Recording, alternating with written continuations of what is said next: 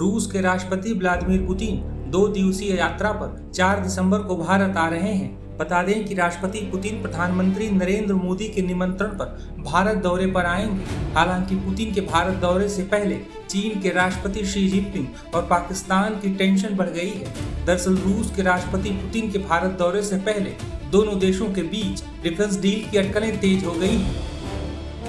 बता दें कि दुबई एयर शो के दौरान रूस की रोसोमोरोन एक्सपोर्ट कंपनी ने यह दावा किया था कि वो मेक इन इंडिया के तहत स्टेल्थ फाइटर जेट Su-57 का निर्माण भारत में करने के लिए तैयार है। इसी वजह से ये अटकलें लग रही हैं कि भारत रूसी स्टेल्थ फाइटर जेट Su-57 पर कोई बड़ा फैसला कर सकता है।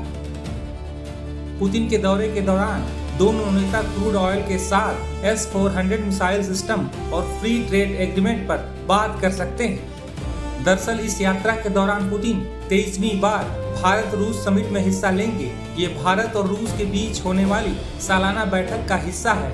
हर साल दोनों देश बारी बारी से इस बैठक की मेजबानी करते हैं और इस बार भारत की बारी है। गौरतलब है कि चीन ने करीब 1 साल पहले J-20 के बाद J-35 स्टेल्थ फाइटर जेट बनाकर तैयार कर लिए हैं। रिपोर्ट्स के मुताबिक चीन अब पाकिस्तान को भी J-35 लड़ाकू विमान देने की तैयारियों में जुटा हुआ है। वहीं अमेरिका की तरफ से भी भारत को अपना F-35 फाइटर जेट बेचने का ऑफर दिया जाता रहा है। Su-57 और F-35 दोनों ही 5वीं पीढ़ी के बेहद खतरनाक और घातक लड़ाकू विमान हैं। बता दें कि पुतिन के भारत दौरे पर पूरी दुनिया की निगाहें जमी हुई हैं। वहीं रूस के राष्ट्रपति पुतिन के भारत दौरे पर जानकारों का क्या कहना है, सुनिए।